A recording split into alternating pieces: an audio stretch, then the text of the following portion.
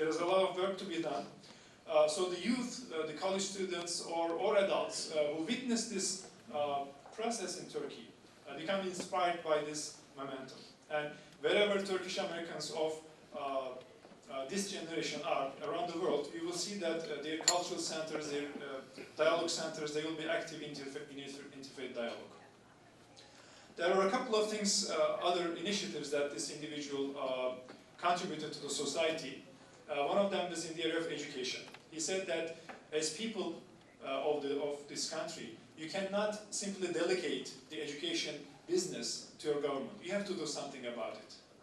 So he encouraged young people to choose education as a profession. So many young, bright students chose education as their #1 choice in their university entrance exam. So the schools of education began to rank along with the School of Medicine, the School of Engineering in Turkish universities. And he encouraged the businessmen to invest in education.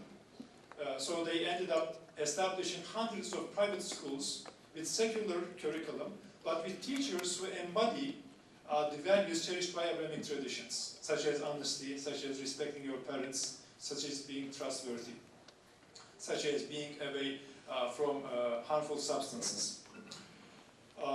Because of his contributions to interfaith dialogue and education, Mr. Gülen was given a personal audience by the late Pope John Paul II, and he now lives in the States because of health problems. But his influence in interfaith dialogue, intercultural dialogue continues. He continues to write and speak on this topic, and he is supporting Turkey's membership in the European Union.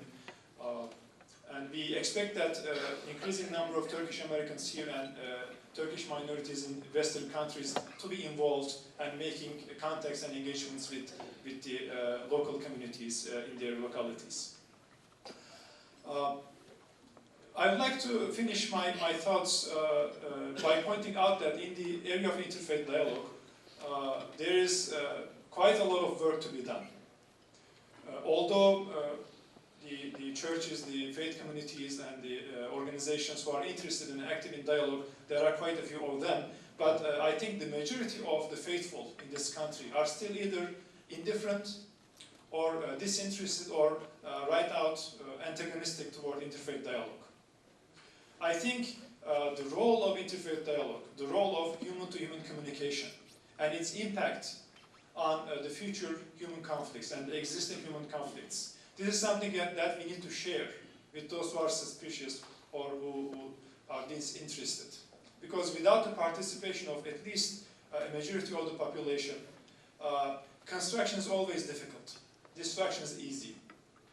So it takes always more effort on the part of the constructors to put in, to prevent damage done by the destructors.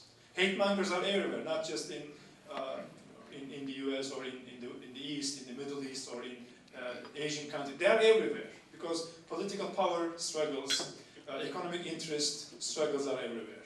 So the hate mongers and the fear mongers will always use religion, use ethnicity, use cultural differences toward their advantage, toward mobilizing masses. So I think our challenge as people who believe in interfaith dialogue is to try to bring to the table people who might be suspicious or who might be disinterested or just right out antagonistic. It's a big challenge. I don't think it's going to be ended. It's going to be finished, this job, until the end of the times.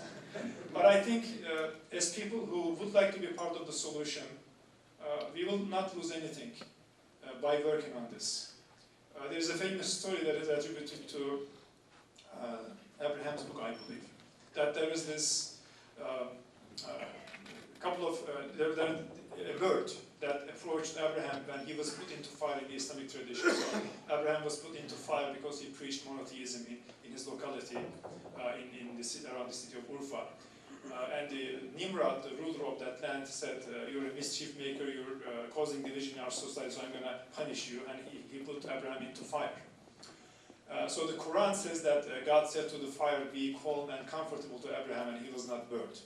But the folk story continues, complements the rest. In the folk story, a bird comes and leaves just a little drop of water on the fire.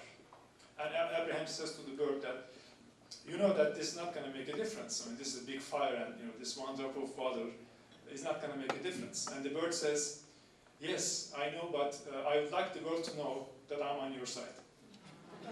So I think even though destruction is more easier and construction is difficult, constructing friendships and trust is difficult and destroying them is easy. Even though this is the case, I think by being on the solution side, by being on the side of the peace, we will not lose anything. And if we die on that path without seeing a world which is in peace, then we will at least die with a peaceful heart. Thank you for your time and attention.